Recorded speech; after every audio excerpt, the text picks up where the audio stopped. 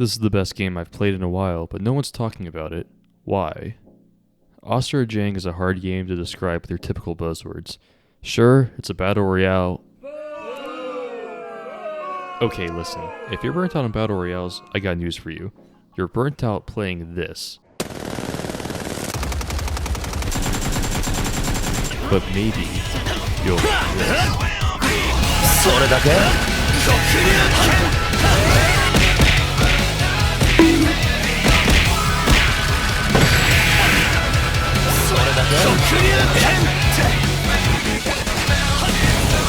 まだまだ！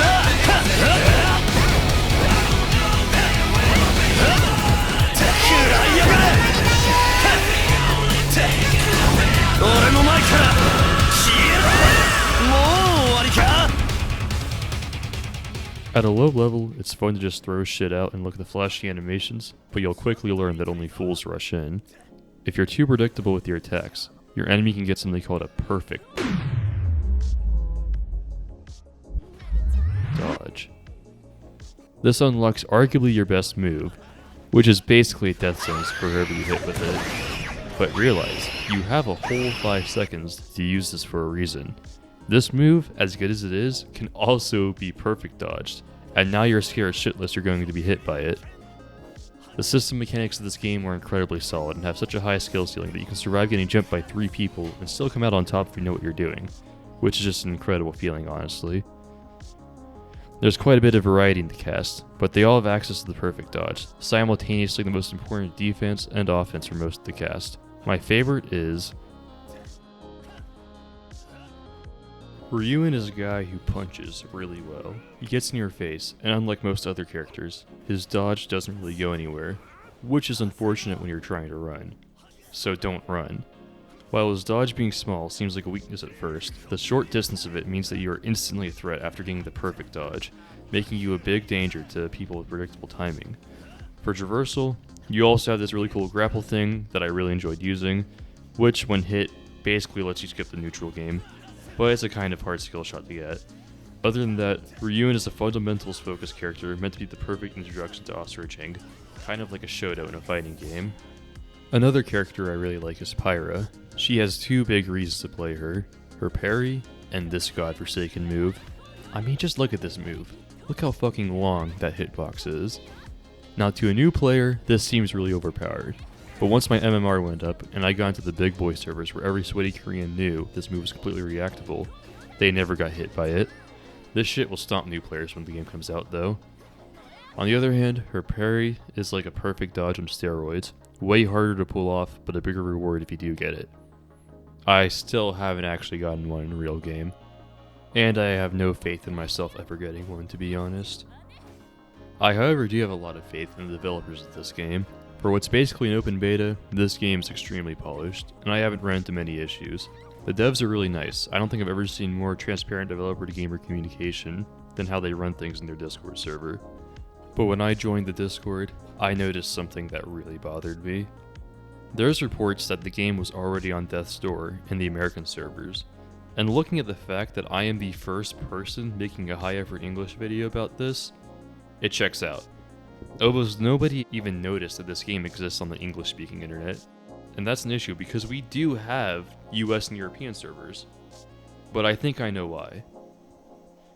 The only 3 buzzwords to define this game when you're trying to get your friends to play it with you is MOBA-like combat, battle royale, and anime. But that's such a disservice to what this game actually is. Well, it's definitely anime, but let's talk about the other 2. Why are MOBA games dog shit? This is probably one of the safest sentences to say that won't offend anyone, up there with all children deserve loving and safe homes. Even people with thousands of hours in League or Dota usually agree with this statement, then proceed to queue for the next game anyways. Why? Well, the actual micro gameplay of your standard MOBA is actually really fun. If you play League or Dota, I think you'll feel right at home in the fights, except for the relatively faster time to kill. The reason why I personally dislike MOBAs is...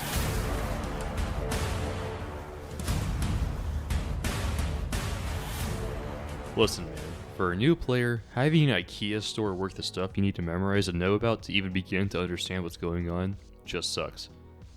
When someone is teaching you Dota or League, a good portion of the game feels like your mom sending you to the store because she needs more eggs to finish building her Spear of Shojin.